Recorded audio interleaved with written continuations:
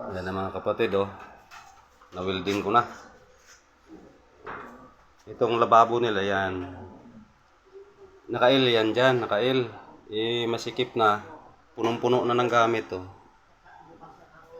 Ang ginawa, pinadugtungan ng may-ari dito. Pader ito. Pinibag ko yung pader. Tapos, nag-extend ako ng lababo.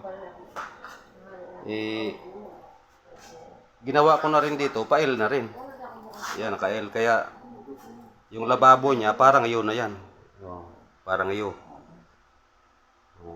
Naka-L siya dyan. Pagdating dito, naka-L uli. Naka-iyo na siya. Tapos yung ilalim niyan, kabinet yan. Mga lagayan ng kardero yan. Yung mga hindi kailangan. Tapos itong mataas,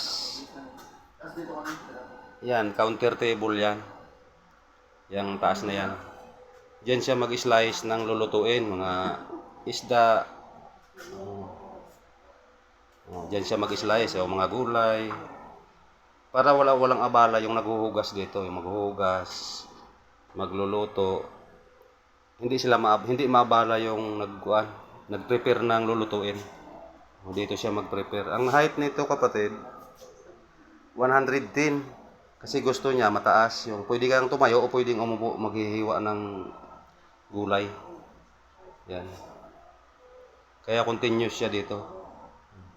Itong nakadrop lababo, ito kaya medyo mababa siya. Ang height nito, finish 85 lang, Filipino size. Yan.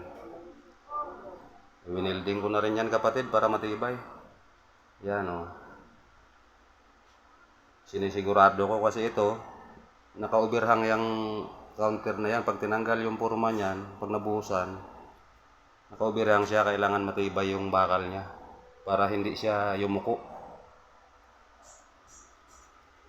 Tapos ito, nakabarina sa pader yan.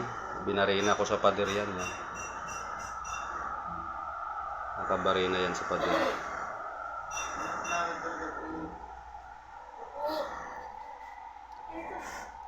Lumalaban din yung welding ko, kapatid, oh. Ang liit. 2016 ko pa ito nabili, eh. Oh. Ay, hanggang ngayon buhay pa rin.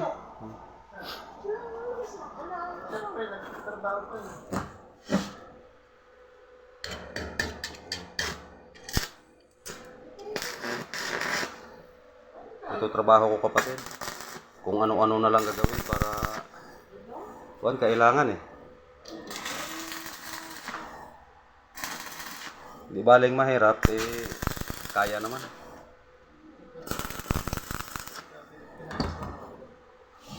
Babay mga kapatid.